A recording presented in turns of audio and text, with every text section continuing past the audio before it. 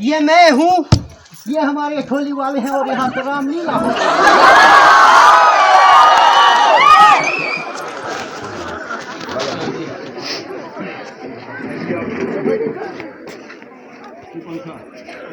जी आप कौन हैं? अगर कुछ हर्ज न हो तो मुझे अपने वंश से परिचित कीजिए। देवी, हम अवधपति महाराजा दशरथ के जाए हैं और 14 वर्षों के लिए पिताजी के हुक्म से वनों में भ्रमण करने आए हैं। ये लक्ष्मण जी मेरे छोटे भाई हैं और ये मेरी धर्मपत्नी सीता जी हमारे साथ में आई हैं। मेरा नाम राम है। कहिए आपको हमसे क्या काम है? यदि अनुचित ना समझें तो आप भी अपने निवास स्थान का पता दीजिए और अपना शुभ नाम भी बता दीजिए। I am Surpanakha from Lanka. मैं महाराजा लंकापति रावण के हमशीर हूँ। खूबसूरती और खूबसूरती में अपने आप ही बेनजीर हूँ। मेरे भाई खड़ और भूषण भी इसी जगह पर रहते हैं और नाम के लिहाज से मुझे सुरपंखा कहते हैं।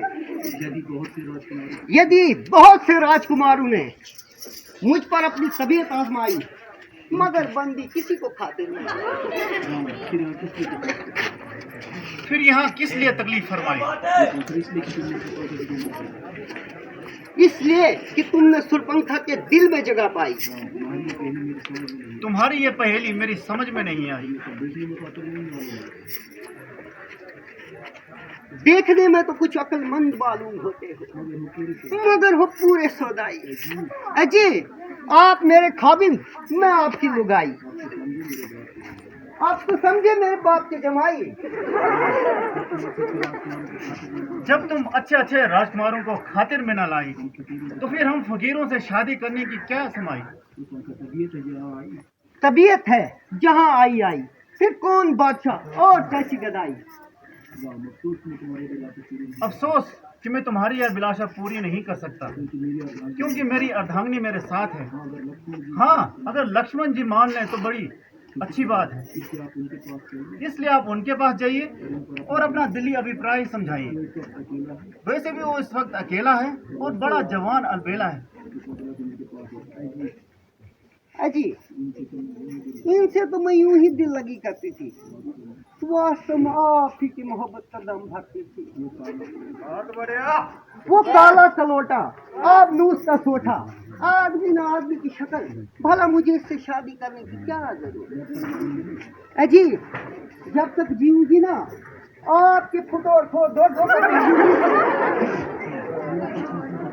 मेरी खुशनसीबी का क्या ठिकाना है जबकि तुम जैसी चंद्रमुखी वृकनैनी की तबीयत मुझ पर मलिन हो गई है और मेरे एक की नेत्रबाण से घायल हो गई है।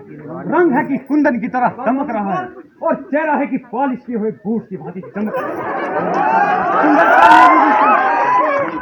सुंदरता में भी निसंदेह लाजवाब हो। तमाम जमाने व सारी खुदाई का तो फिर किस बात का हिजाब है? क्योंकि मैं रामचंद्र जी का सेवक हूँ, इसीलिए मेरे साथ शादी करना तुम्हारे लिए तमाम उम्र मिट्टी खराब। तो बस आपकी तरफ से मुझे साफ इनकार है। हाँ, आपकी और उनकी जोड़ी सजती है क्योंकि एक माँ है और दूसरा महताब। मगर ये तो कहते हैं कि दूसरी शादी उनके लिए बाई अजाब है। मजाक की तो उनकी आदत है वरना दिल तो उनका बेसब्री से बेताब।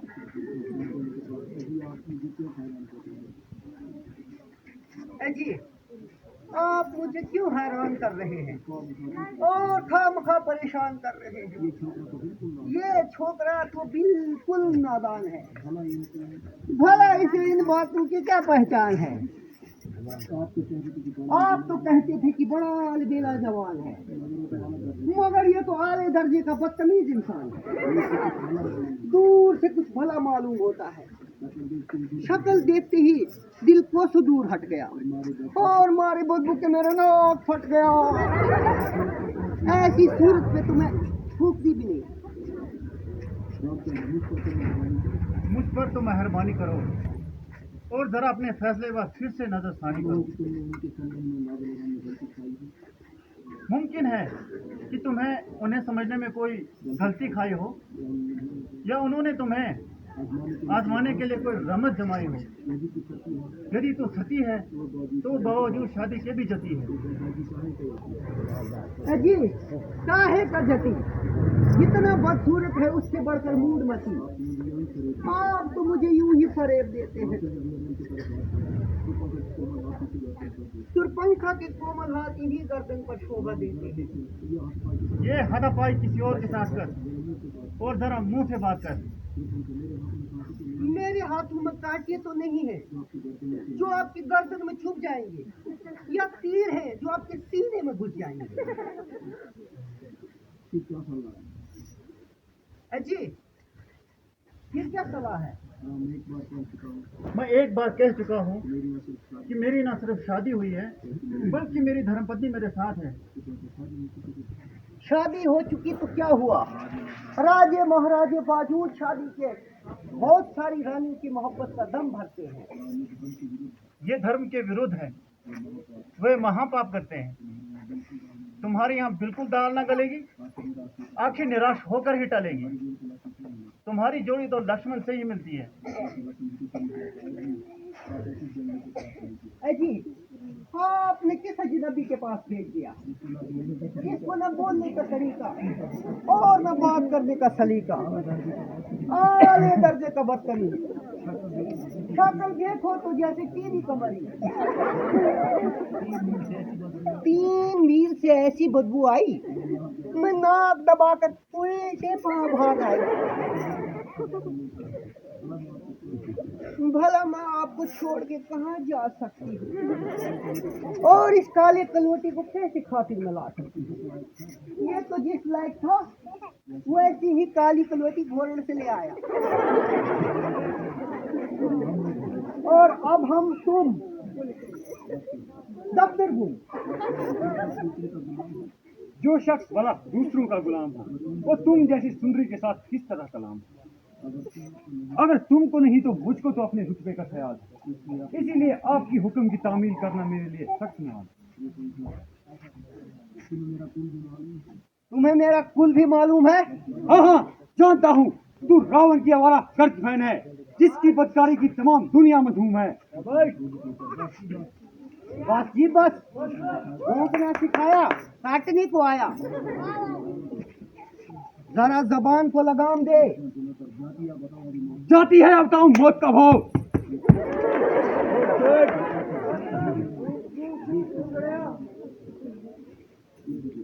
ये छोकरा फुकर है, जैसे बाण फुकर है। इस पर तेरा किसी किस्म का जादू नहीं चलेगा। रामचंद्र के पास चल, शायद कुछ काम बन जाए।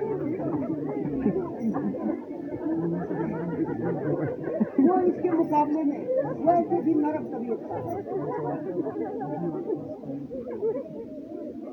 है। जी अब तो क्षमा कीजिए, अब तो बहुत लगी हो चुकी है।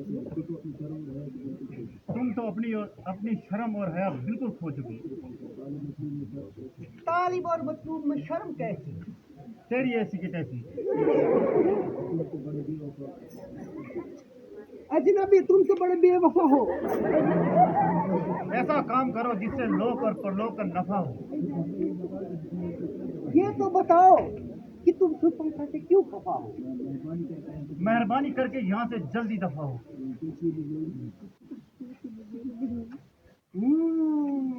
क्योंकि ये निगोड़ी काला टोरी इनके साथ है, ये मेरी इच्छा पूर्ति में बाधक बन रही है। पहले जाती हूँ और इसका म्यूज ठिकाने लगाती हूँ।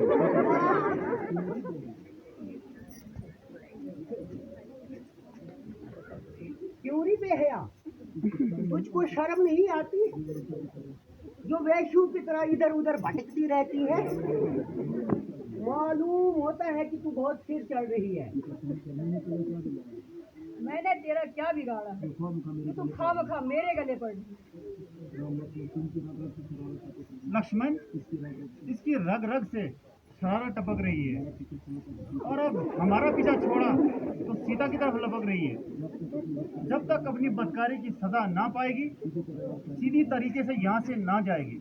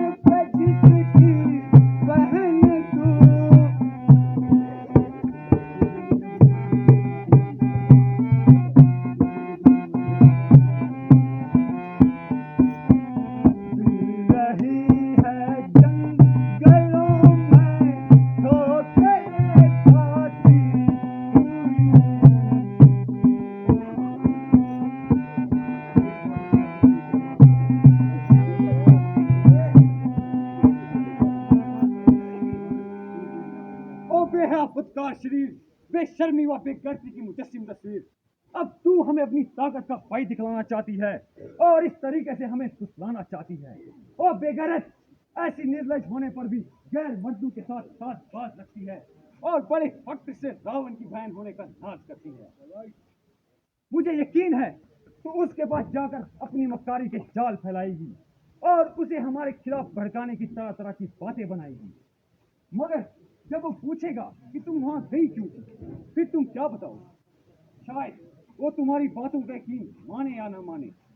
इसलिए मैं तुम्हें एक खुशनुदी मिजाज का सर्टिफिकेट देता हूँ ताकि उसे अच्छी तरह इत्मीनान हो जाए और तेरी कारकर्दगी की सनद को देखकर हैरान हो जाए।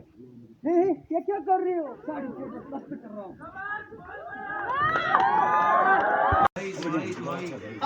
मेरे भाई, दुहाई दुहाई। अरे ये बेढंगी से आवाज कहाँ से आई?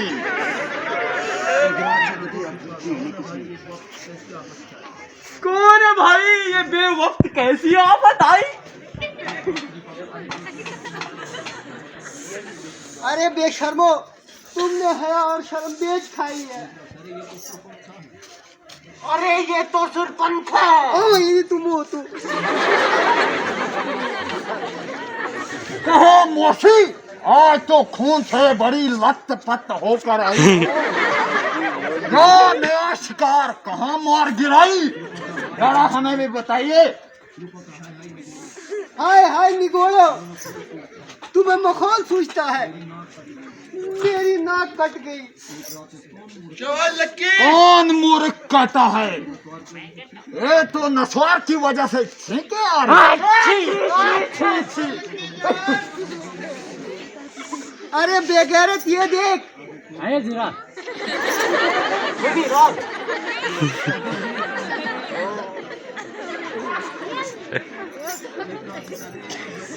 अरे ये तमका कहाँ से लाई? मगर एक तो फायदा हो गया कि जुकाम से ही खिला दी खाता।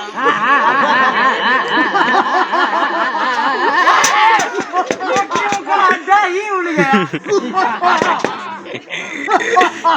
अब ना उनको बैठने को जगह मिलेगी और ना कोई मक्खी तुम्हें सताएगी। अरे तुम्हारा मुंह काला, चटा मखौल करने के लिए ही निकाला। जी हमारी तुमसे मखौल करे कौन साला? मगर ये तो बताओ, ये नाक है या दुधारी का नारा?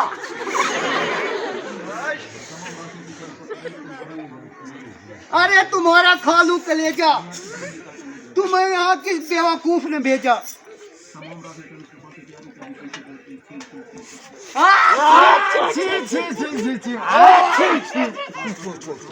खामोश खामोश, अगर ज्यादा शोर करोगे तो सख्त सजा मिलेगी।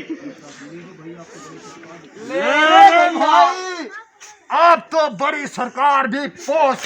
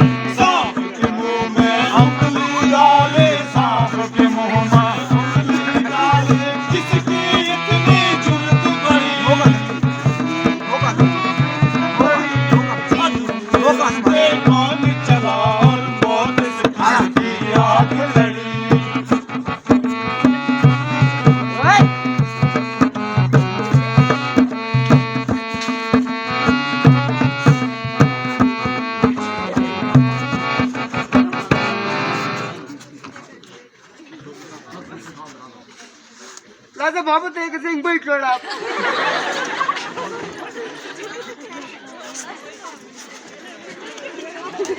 वो छोरी घर